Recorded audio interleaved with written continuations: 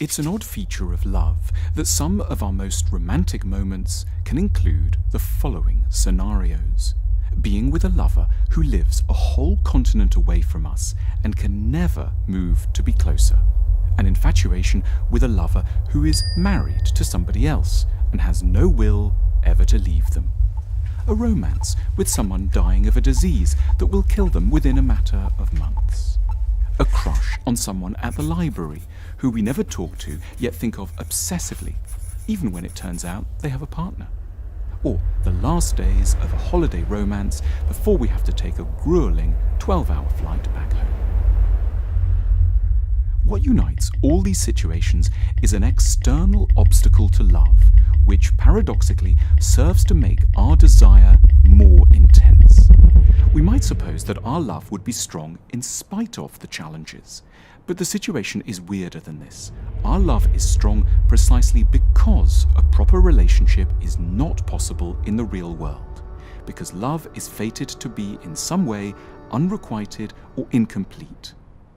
People stuck in these unrequited situations can garner a lot of sympathy and seem like the natural friends of true love, but they tend to be no such things.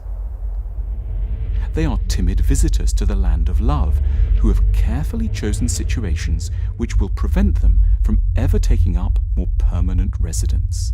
They are self-saboteurs who would rather be in control of a sad situation than half out of control of a happy one. They have carefully made sure that there is no chance either to disappoint or to be disappointed. It is the external obstacle that gives them the security to surrender themselves totally to feelings that they would keep well at bay if, miraculously, the obstacle were to be removed. To feel a lot for someone who is available is an emotionally highly flammable requirement. The possibilities for getting hurt are enormous. We might learn to trust a lover over many years and then promptly find that they decided to leave us or died in the night.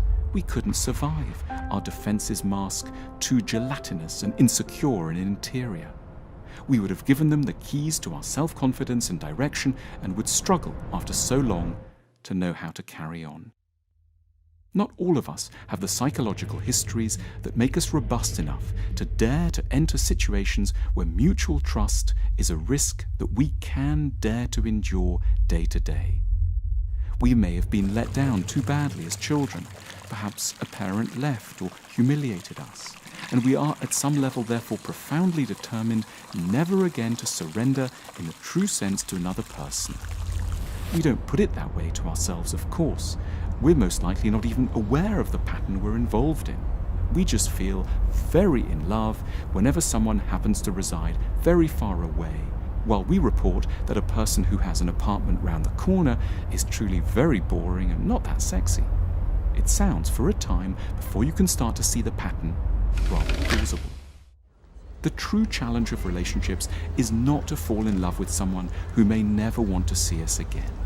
It is to accept the far more interesting and truly heroic challenge of falling in love with someone who isn't dying, isn't stationed in the Arctic or married to somebody else, someone who'd have no objection to seeing us pretty much all the time. Impossible situations feel so romantic not because we have found a soulmate, but because the absence of risk has loosened our hearts. But we should, with time, more fairly learn to dare to turn our amorous attentions to that deeply dangerous, threatening, but ultimately rewarding character. The person we know, the person who likes us a lot, and the person who's available all the time. Now that would be truly romantic.